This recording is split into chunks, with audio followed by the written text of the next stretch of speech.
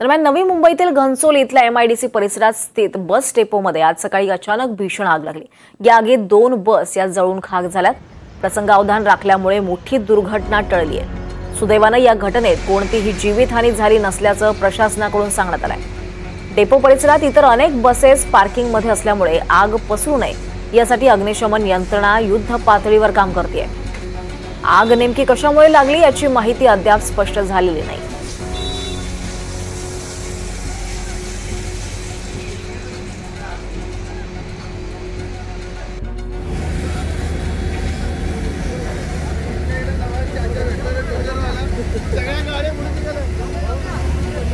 तर नवी मुंबईच्या घनसोलीत बस डेपोला आग लागली। यात बसेस जळून खाक झाल्यात। दरम्यान प्रसंगावधान राखल्यामुळे मोठी दुर्घटना टळली आहे। दरम्यान आगीचं कारण मात्र अद्याप अस्पष्ट आहे।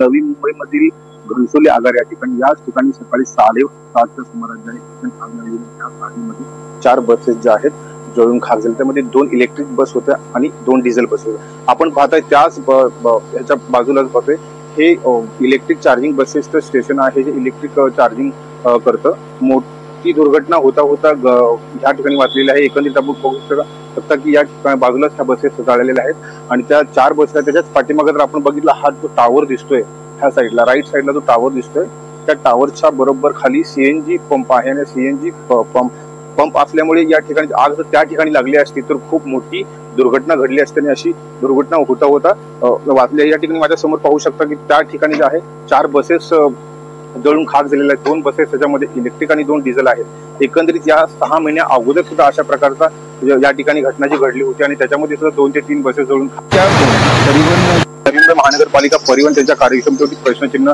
निर्माण झालं आहे। दुसरीकडे पाहिलं तर हे पूर्ण आगार आहे ते कॉन्ट्रॅक्ट सिस्टम वरती चालू असल्यामुळे हा सगळा प्रकार घडतोय असा प्राथमिक अंदाज वर्तवला जातोय। राहुल कांबळे, NDTV मराठी, नवी मुंबई। नवी मुंबई